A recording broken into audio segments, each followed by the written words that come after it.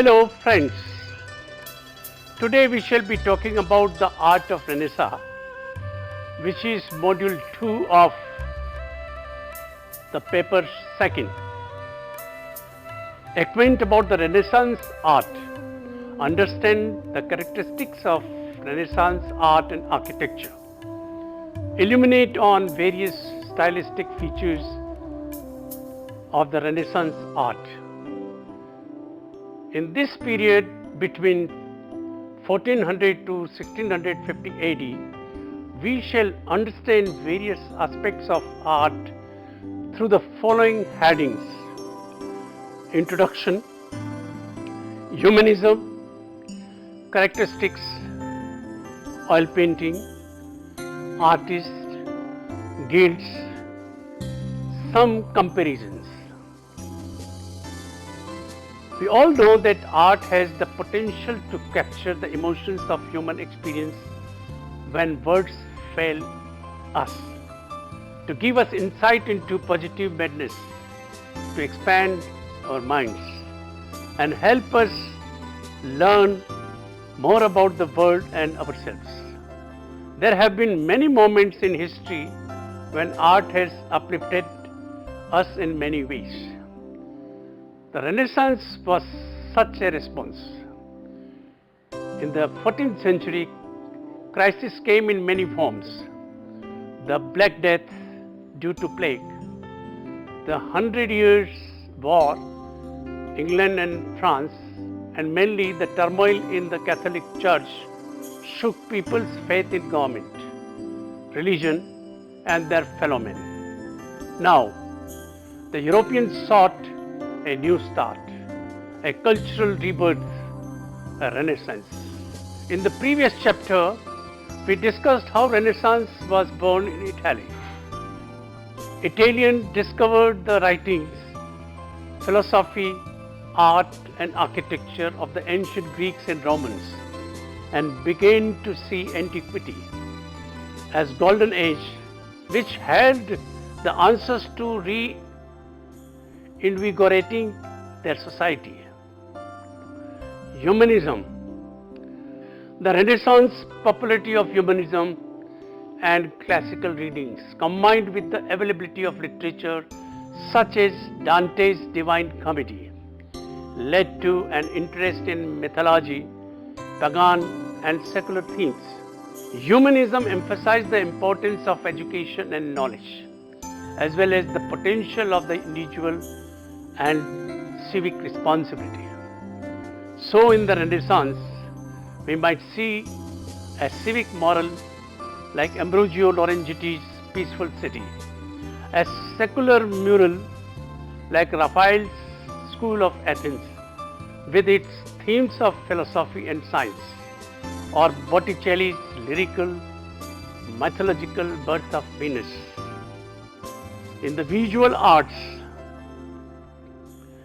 humanism stood for many things.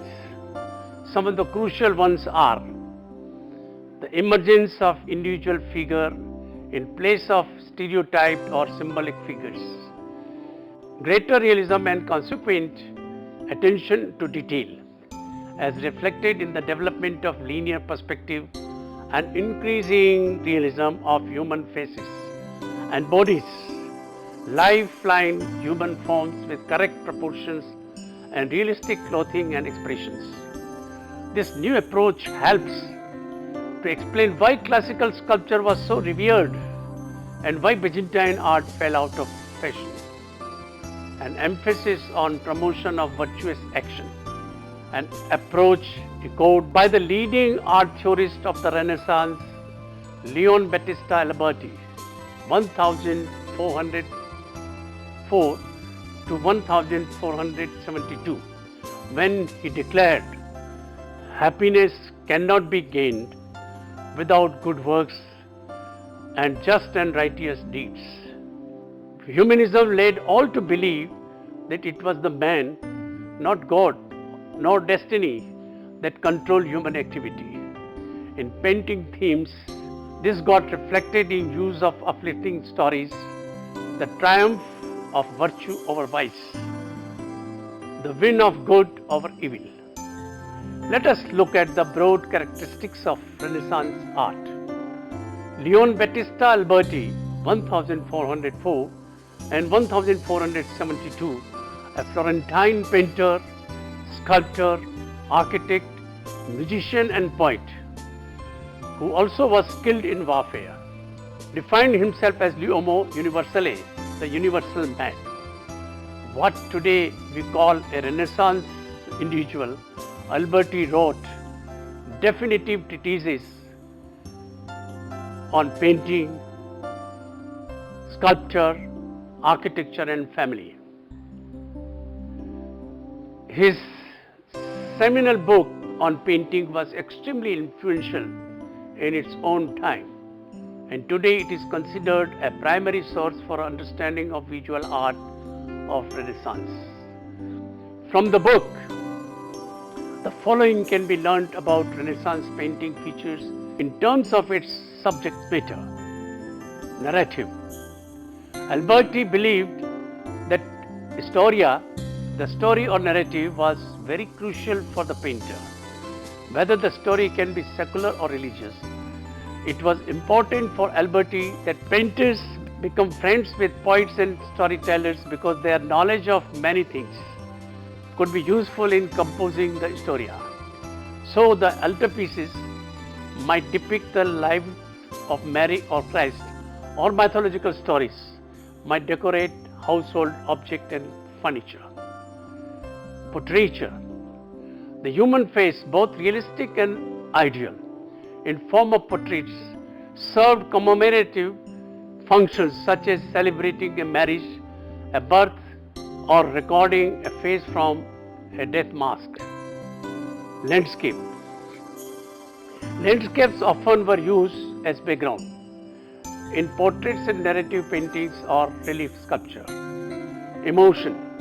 In an effort to create a certain emotion in viewer, Renaissance artists created a form of visual rhetoric where the viewer felt inspired in their faith or encouraged to be a better citizen. Formal techniques. Formally, Renaissance art is characterized by naturalism, the use of expressive gesture, linear perspective, atmospheric perspective, and chiaroscuro. In painting, figures are placed in a three-dimensional, believable space, and their posture and gesture is part of a complex formal arrangement. Perspective. The development of perspective was part of a wider trend towards realism in the arts. To that end, painters also developed other techniques, studying light, shadow, and human anatomy. Leonardo da Vinci stated that observation is the common mother of all sciences and arts. He believed that the eye is the least easily deceived of all the senses. Underlying these changes in artistic method was a renewed desire to depict the beauty of nature and to unravel that of the aesthetics. To add three-dimensional depth and space to their work, Renaissance artists rediscovered the greatly expanded on the ideas of linear perspective, horizon line, and vanishing point. Linear perspective. Rendering a painting with linear perspective is like looking through a window and painting exactly what you see on the window pane. Instead of every object in the picture being the same size, objects that were further away would be smaller, while those closer to you would be larger. Horizontal line. Horizontal line refers to the point in the distance where objects become so infinitely small that they have shrunken to the size of a line. Vanishing point. The vanishing point is the point at which parallel lines appear to converge far in the distance, often on the horizontal line.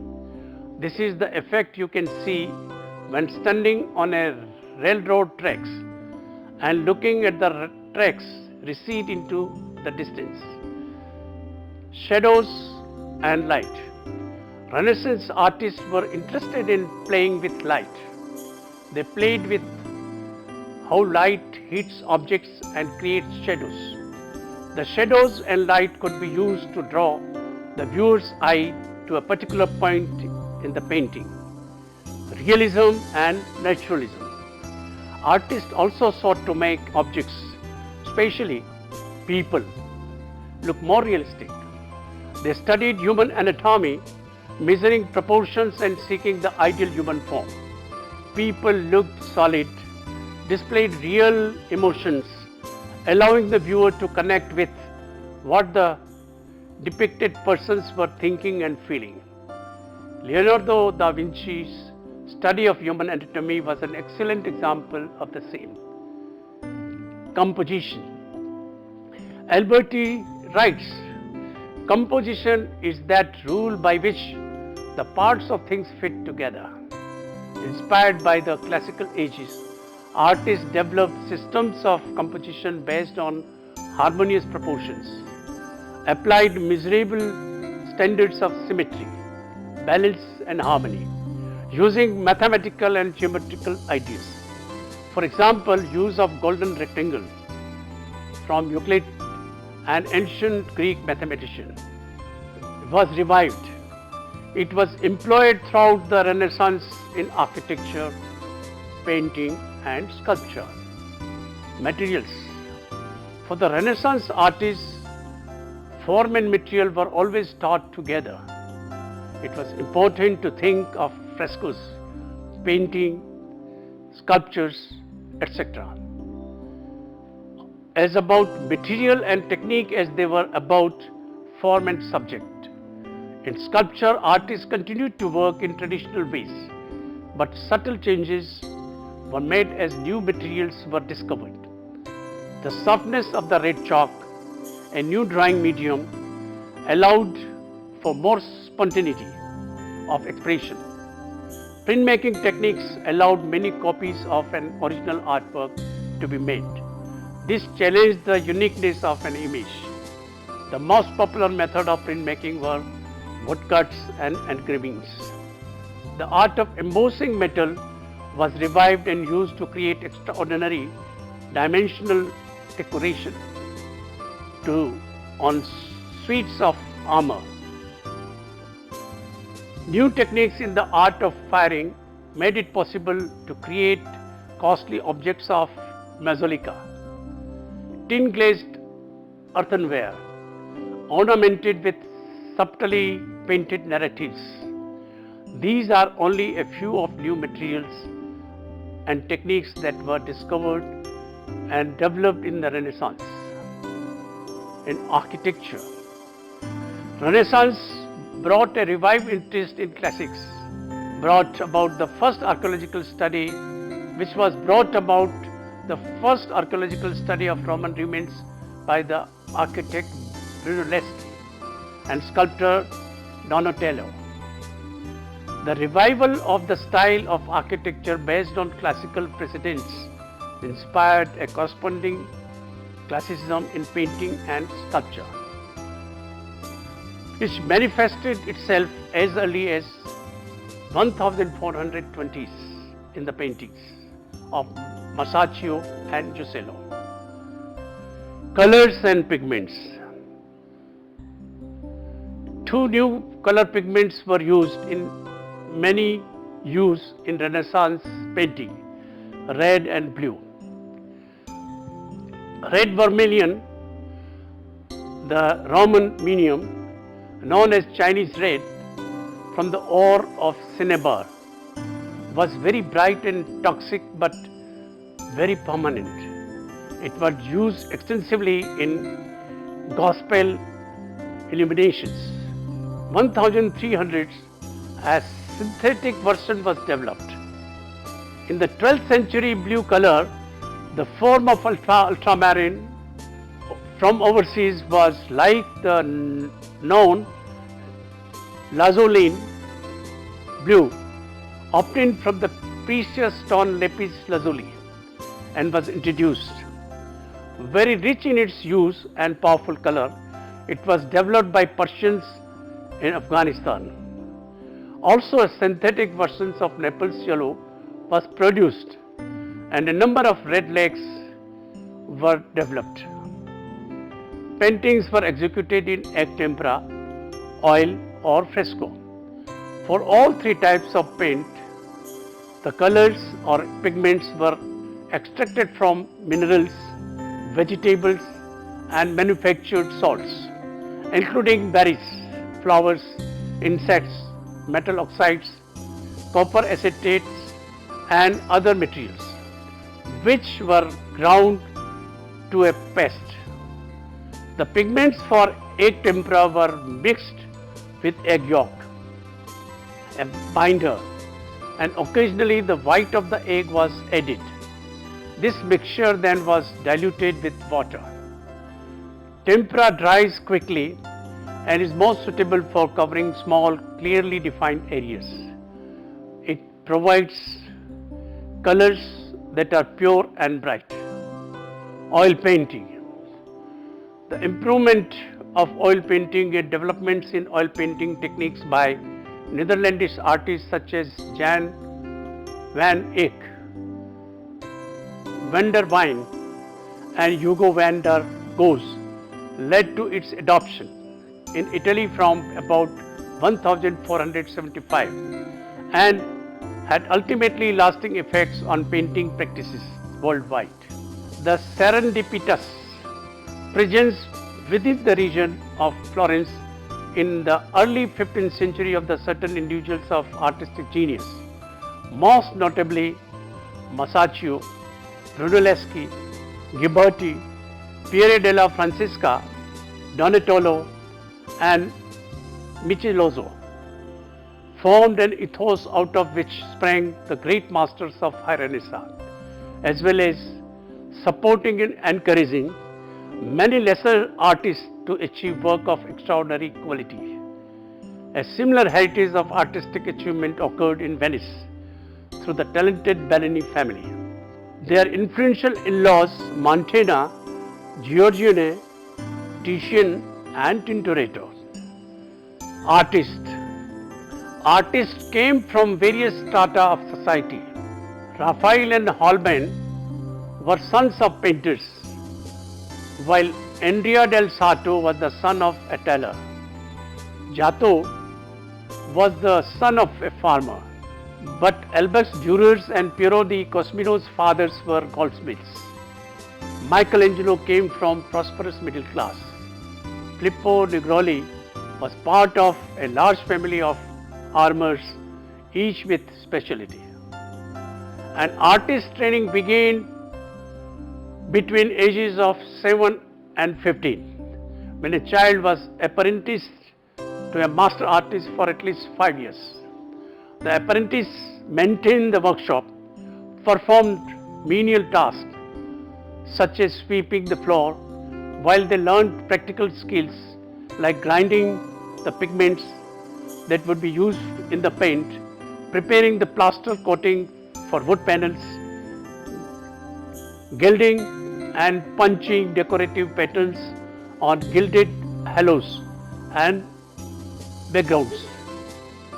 Apprentices also practiced drawing with master, work like the drapery.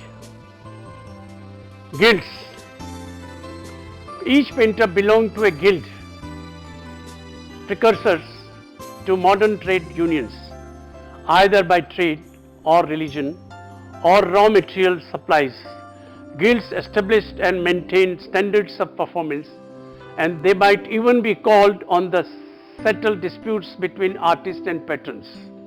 These guilds had religious affiliations, each one being under the protection of a patron saint, commissioned work of art to decorate their halls and chapels. Let us look at the portrayals of Mother Mary in their variants to get a clear understanding of how painting transformed during this time. These are First, Madonna and Child on a curved throne, 1200s in Byzantine style.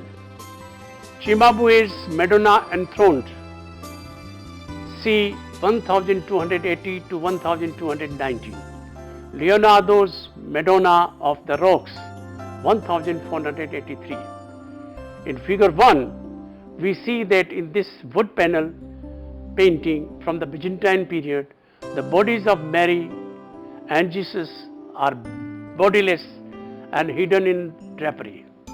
The folds of the drapery are represented by gold leaf striations. Even where you would see knees, you have an accumulation of gold instead of light and shadow. The picture lacks the feeling of depth and space. Also, Jesus is portrayed as an infant but looks like a miniature adult. In figure 2, the gestures of Cimabue's figures are varied and angled to make a pleasing formal arrangement and to lead the eye to a Madonna and Child. But they are not naturalistic. There is the beginning of perspective in the work, but not is a sense that makes the space look real. Leonardo's Madonna, on the other hand, in figure 3, sits in a real looking landscape and appears in a natural looking posture, mid-gesture. The sense of depth is illusionistic. For example, in the foreshortening on her raised hand, there appears to be a single soft light source in Leonardo's painting with carefully rendered light and shadow. The Cimabue's work was a little shadowing on the faces, but primarily without illusionistic depth. Look at this painting now. It is Madonna del Cardellino by Raphael, 1506. Here, Mary has become much more realistically human. She has a real form, real limbs, a real expression on her face. Not only does she look natural, but she is placed in a natural setting. Jesus and John the Baptist look like real babies, not miniature adults. Raphael utilized perspective to give the painting depth. He also captured the Renaissance love of combining beauty and science, bringing back things like geometry from the ancient Greeks. Mary, Christ and John the Baptist form a pyramid. I leave you with some important names of Renaissance art. Thank you.